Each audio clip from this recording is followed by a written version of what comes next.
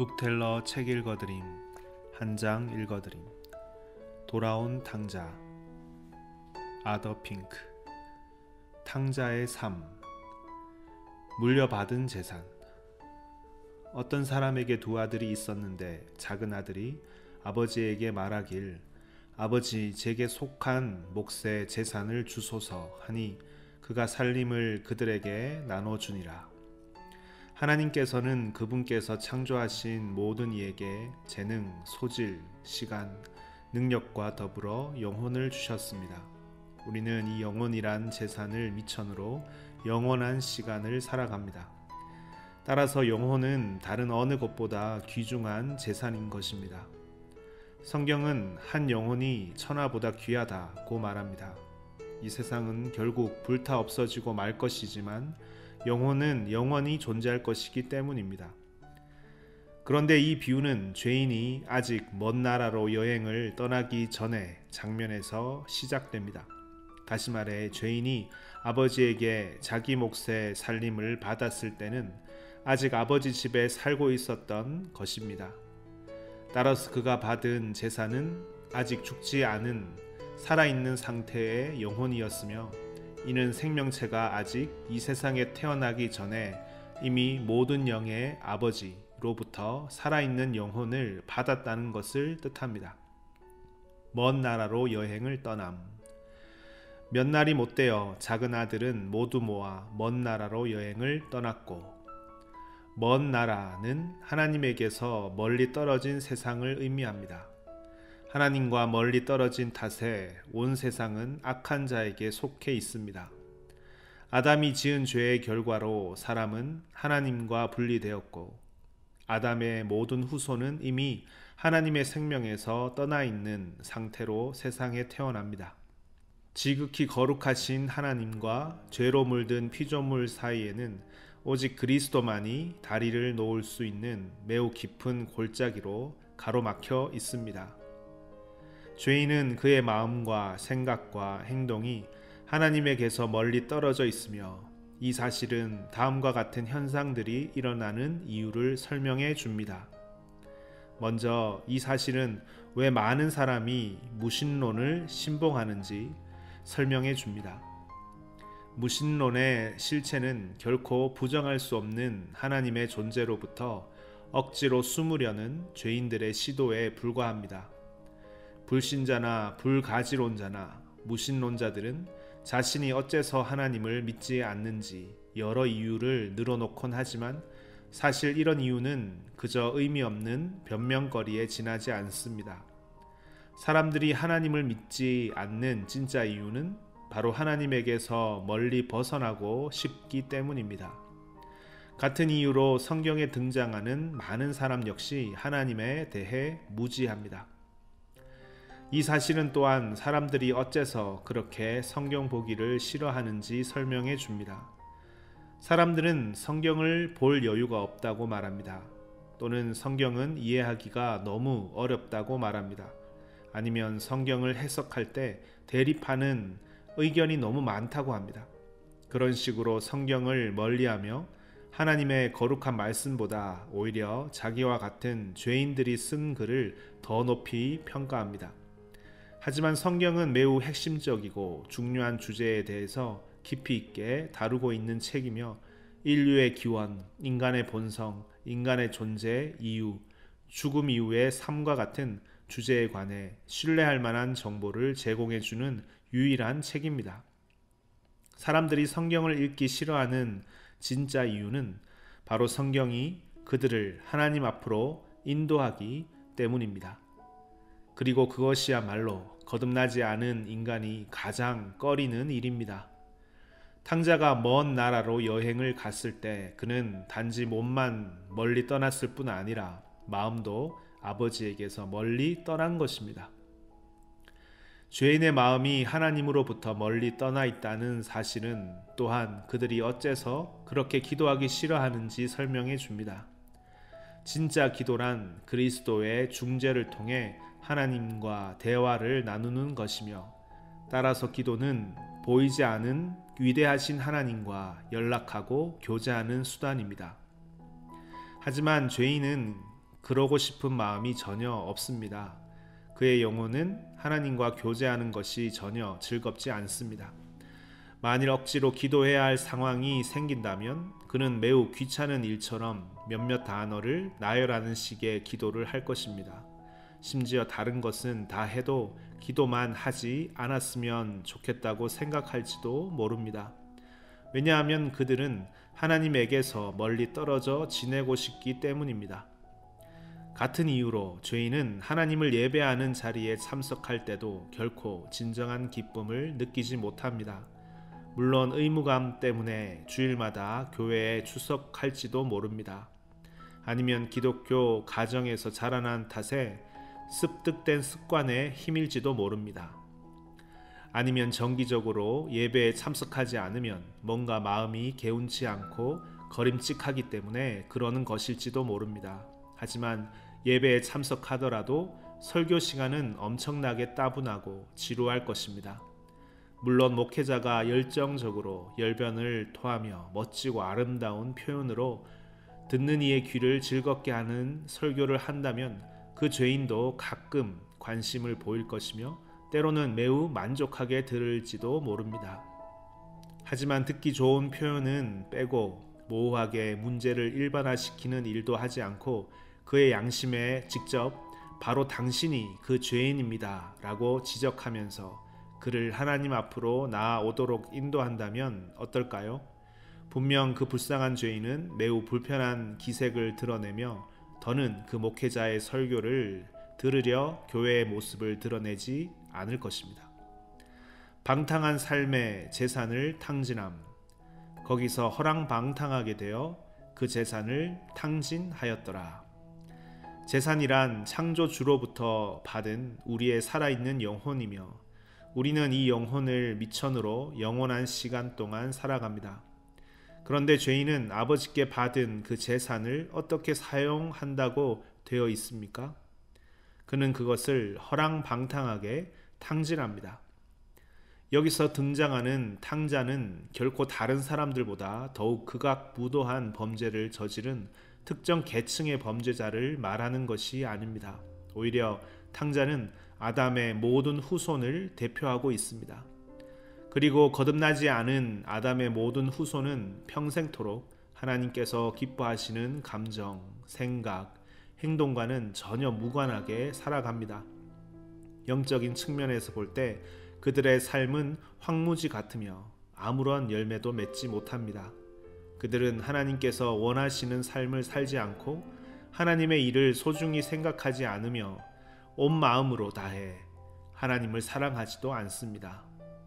그들은 주어진 시간과 재능을 낭비하며 오로지 자기 자신만을 위해 살아갈 뿐입니다. 심한 기근을 만남. 모두 써버렸을 때 그 땅에 심한 기근이 일어나. 여기서 그 땅이란 탕자가 여행을 갔던 먼 나라를 의미합니다. 그 땅은 하나님과 멀리 떨어져 있는 세상을 말하므로 악한 자에게 속한 곳입니다. 하나님과 멀리 떨어져 있는 세상은 항상 큰 기근에 시달릴 수밖에 없습니다. 그런데 오늘 본문에는 그 땅에 심한 기근이 일어났다고 되어 있습니다. 이 기근은 인간이 타락하여 하나님과 분리된 시점에 발생한 것이며 그 전에는 기근이 없었습니다. 기근이란 이 세상에는 굶주린 영혼을 채워줄 곳이 전혀 없다는 사실을 의미합니다. 궁핍하기 시작함. 궁핍하기 시작하니 마침내 죄인의 삶에 작은 희망이 싹트기 시작했습니다. 많은 사람이 사는 이 먼 나라는 현재도 심한 기근에 시달리고 있지만 안타깝게도 대부분 그 사실을 알아차리지 못하고 있습니다. 그들은 이 세상이 채워줄 수 없는 궁핍함이 있을 것이라고 전혀 생각하지 못하며 그저 이 땅에서 발견한 것으로 만족하며 살아갑니다. 하나님께서 깨달음을 주시지 않는다면 불쌍한 죄인은 세상의 모든 것이 그저 영혼을 헛되고 괴롭게 하는 것뿐이란 사실을 절대로 알 수가 없습니다. 이것을 깨닫고 비로소 궁핍하기 시작한 사람은 하나님께서 주시는 진정한 축복을 받은 것입니다. 마음에 사무치는 허무함을 느껴본 적이 있습니까? 채워지지 않는 영혼의 갈증을 느껴본 적이 있습니까? 여러분의 심령이 가난하다고 생각하십니까? 그렇다면 하나님께서 주시는 참된 복을 받은 것입니다. 그런 분들은 이제 죄로 물든 세상이 주는 즐거움에 만족할 수 없을 것입니다. 예수님은 이런 자들을 천국에서 멀지 않은 자라고 말씀하셨습니다. 그렇지만 이 궁핍함은 구원의 시작에 불과하다는 것을 잊으면 안 됩니다.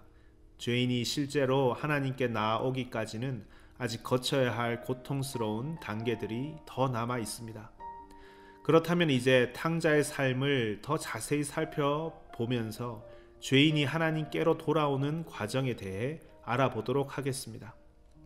그 나라 백성에게 의존함. 그가 가서 그 나라 백성 한 명에게 의존했고 그 백성이 돼지에게 먹이를 주려고 그를 자기 사육지로 보냈는데, 이 구절은 현실을 그대로 반영하고 있습니다. 탕자는 궁핍함을 느끼고 나서도 즉시 아버지께로 돌아가려 하지 않고 그 후로도 한참을 방황합니다. 아버지에게 돌아가는 대신 그는 그 나라 백성에게 의존했고 스스로 일해서 먹고 살려고 했습니다. 탕자가 빌붙었던 그 나라 백성은 돼지에게 먹이를 주려고 그를 자기 사육지로 보냈습니다. 여기에 담긴 의미를 이해하기 위해 굳이 저의 도움이 필요 없을지도 모르겠습니다. 여러분이 과거에 직접 경험했던 일들이 이 구절에 담긴 의미를 파악하는 열쇠가 되어 줄 테니까요. 궁핍하기 시작했다는 것은 영적인 깨달음의 첫 발을 내딛는 것입니다. 다른 말로는 자신이 죄인이라는 사실을 인식하기 시작했다는 것입니다. 그리고 영혼이 깨어나 자신이 죄인이라는 확신이 들면서 그 어느 것으로도 채워지지 않는 영혼의 궁핍함을 느꼈을 때, 사람들은 일반적으로 무엇을 가지고 그 궁핍함을 채우려 하는지 아십니까? 사랑하는 성도 여러분, 여러분은 어떠셨습니까? 그 즉시 모든 것을 내려놓고 구세주께 의존했습니까? 적어도 이 글을 쓰고 있는 저와 제가 상담해준 많은 성도는 대부분 그러지 못했습니다. 여러분이 저나 제가 상담해준 분들과 다르지 않다면 아마도 여러분은 처음 자신이 죄인임을 깨달았을 때 자신의 의로운 행위로 그 궁핍함을 채우려 했을 것이며, 또한 주변의 사람에게 무엇을 해야 할지 상담했을 것입니다. 만일 하나님의 주권적인 은혜로 여러분이 하나님의 일을 잘 아는 진짜 그리스도인에게 의존했다면 그는 여러분에게 성경을 탐독하며 그 안에서 하나님의 치료법을 찾도록 조언했을 것입니다. 하지만 안타깝게도 대부분은 그 나라 백성과 같은 가짜 그리스도인에게 의존했을 것입니다.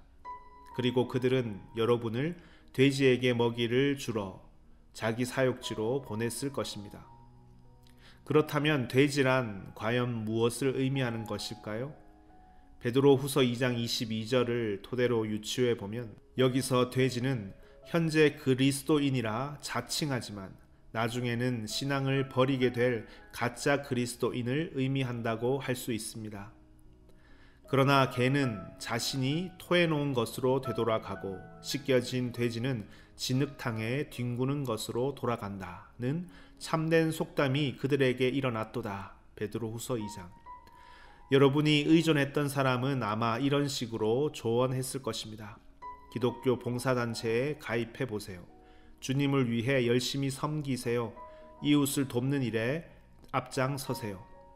그런데 정작 중요한 것은 여러분 스스로 그 당시 아직 죄와 불순종으로 죽어있는 상태였다는 것입니다. 그럼에도 아직 구원받지 않은 아이들을 가르치는 주일학교 교사로 세워졌을 수도 있습니다. 아니면 청년 선교단체의 임원으로 뽑혔을지도 모릅니다. 이처럼 여러분은 돼지를 먹이는 일을 해왔을 것입니다. 제 정신을 차림. 돼지가 먹는 곡식 껍질로라도 기꺼이 자기 배를 채우려 하나 아무도 주는 자가 없는지라. 그가 제 정신을 차렸을 때 말하길, 내 아버지의 많은 품꾼은 양식이 풍족하고도 남는데 난 굶어 죽는구나. 다시 한번 말하지만 이 비유는 어쩌면 이렇게 현실을 정확히 반영하고 있는지 모르겠습니다. 탕자가 그 나라 백성에게 의존하여 사육지에 가서 일한 대가로 받은 것이 무엇입니까? 그의 굶주린 영혼을 채우기 위해 무엇이 주어졌습니까? 아무것도 없습니다. 그에게 주어진 것이라곤 고작 돼지가 먹는 곡식 껍질 뿐입니다. 이처럼 여러분도 자신이 죄인이란 사실을 깨닫긴 했지만 아직 구원에 이르지 못한 상태로 열심히 수고했던 대가는 무엇이었습니까?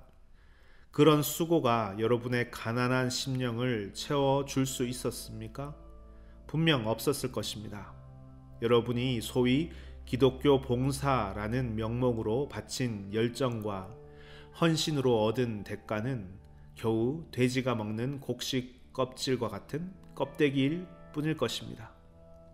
그 다음에 나오는 말은 우리를 더욱 안타깝게 만듭니다. 아무도 주는 자가 없는지라. 죄를 깨달은 죄인이 느끼는 궁핍함은 너무도 깊어서 어떠한 인간도 구원의 손길을 내밀 수가 없습니다. 죄인은 먼저 인간에게 의존하는 것을 버리고 오직 그리스도만 바라보는 것을 배워야 합니다. 그렇지 않고서는 그 어떤 것도 그에게 위안을 줄 수 없습니다. 그가 제 정신을 차렸을 때란 구절은 그가 분별력을 회복했다는 의미입니다. 다시 말해 그는 지금까지 정신이 온전치 못한 상태였다는 뜻입니다. 성경은 죄인이 영적인 정신분열로 고통받고 있다고 말합니다. 반대로 거듭남은 온전한 정신을 부여받는 것입니다. 에베소서 4장 17절 18절은 하나님의 성도들에게 다음과 같은 말을 권면합니다. 다른 이방인들이 그들 마음의 허망함을 따라 걷는 것처럼 걷지 말라. 저희의 이해력은 어두워졌고 저희 안에 있는 무지함 탓에 하나님의 생명에서 멀리 떠나 있는데 이는 그들의 마음이 눈멀었기 때문이니라. 에베소서 4장. 또한 마가복음 5장은 귀신 들려 사탄의 노예가 된 죄인의 전형적인 모습을 보여주는데 주님께서 귀신을 쫓아내 주시자 그는 온전한 정신으로 옷을 입고 앉았습니다. 마지막으로 디모데후서 1장 7절은 새롭게 태어난 자들이 보이는 변화를 다음과 같이 묘사합니다. 하나님께서 우리에게 두려움의 영을 주신 것이 아니라 오히려 능력과 사랑과 온전함의 영을 주셨느니라. 디모데후서 1장. 정신분열이란 올바르게 생각할 수 있는 능력이 결여된 상태를 말하는데 이는 죄인이 처한 상태를 나타내기에 딱 맞는 표현입니다. 정신분열을 겪는 사람은 각종 망상에 시달리면서도 그 사실을 인식하지 못하며 오히려 자신이 온전한 사람이라고 착각합니다. 영적인 정신분열도 이와 똑같습니다. 죄인의 이해력은 어두워져 있고 그의 마음은 온통 망상으로 가득 차서 올바른 결론에 도달할 수 없습니다. 무엇보다 안타까운 것은 자신의 영적인 질병을 전혀 자각하지 못한다는 것입니다. 그러나 하나님의 거룩한 영이 임하시면 이런 망상은 모두 제거되고 이해력을 어둡게 만들었던 것은 모두 사라지고 오늘 본문의 탕자와 같이 그도 제 정신을 차리게 됩니다. 일어나 아버지께로 가리라고 함. 내가 일어나 아버지께로 가서 이르길 아버지 제가 하늘을 거슬러 아버지 앞에서 죄를 지었사오니. 탕자는 먼 나라에서 심한 기근을 만나고 도와줄 사람이 아무도 없다는 것을 깨달아 제 정신을 차린 다음에야 겨우 제대로 판단하고 아버지 집에 양식이 풍족하다는 사실을 떠올릴 수 있었습니다. 그제야 그는 내가 일어나 아버지께로 가리라고 말합니다. 드디어 하나님께 가까이 가기 시작한 것입니다. 그 다음에 나오는 내용도 중요합니다. 탕자는 단지 아버지께로 돌아가는 것뿐만 아니라 또한 아버지 제가 하늘을 거슬러 아버지 앞에서 죄를 지었사오니 라고 말하기로 했습니다. 다시 말해 그는 이제 기꺼이 하나님 앞에서 자신이 잃어버린 죄인이란 사실을 인정하려 합니다. 이것이 바로 회개입니다. 아직 율법주의에 빠져 있음. 아버지, 제가 하늘을 거슬러 아버지 앞에서 죄를 지었사오니 더는 아버지 아들이라 불릴 가치가 없나이다. 저를 품꾼의 하나로 여겨 주소서 하리라. 이 구절을 죄인이 하나님께로 돌아오는 과정에 비추어 생각해 봅시다. 성령님께서는 죄인의 궁핍함을 알게 하시고 생각을 밝히시고 의지를 인도하시고 죄의 확신을 심어 주셨습니다. 하지만 그분의 은혜는 아직 끝난 것이 아닙니다. 죄인은 이제 자신이 완벽히 무가치하다는 사실을 인식하긴 했지만 아직 그것을 채우고도 넘칠 하나님의 놀라운 은혜는 모르고 있습니다. 돌아오기로 마음먹은 탕자가 생각해낸 것이라곤 기껏해야 품꾼이 되는 것입니다. 인간의 생각이란 이처럼 율법주의에 단단히 사로잡혀 있어서 자신의 선한 행실에 집요하게 매달리려고 합니다. 품꾼이 되겠다는 말은 결국 자신에게 필요한 것을 스스로 일해서 얻겠다는 뜻입니다. 이처럼 인간은 어떻게든 스스로 얻을 수 있는 것으로 만족하려고 합니다. 일어나 아버지께로 돌아감. 이에 일어나 아버지께로 돌아간지라. 하나님께서는 죄인이 돌아올 때까지 인내하시면서 그분의 일을 쉬지 않으십니다. 이 얼마나 복된 일입니까? 비록 우리의 이해력이 둔하고 마음은 주님을 대적하고 의지는 날 때부터 주님께 반항하더라도 이해력이 밝아지고 적대감이 사라지고 의지가 완전히 꺾여 돌아올 때까지 주님은 우리를 은혜로 돌보아 주십니다. 그리고 돌아온 탕자는 어떠한 대우를 받았는지 아십니까? 혹시 여러분은 율법의 방탕한 아들을 어떤 식으로 다루라고 기록된지 아십니까? 다음을 한번 읽어보시기 바랍니다.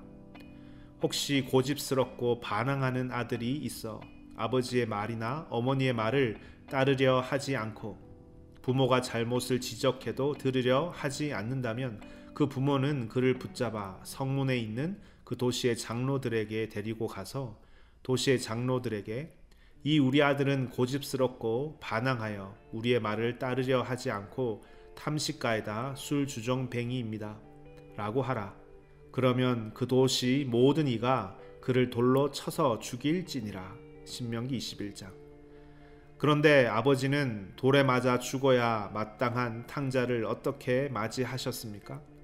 다음 장에서 이 부분을 자세히 살펴보겠습니다.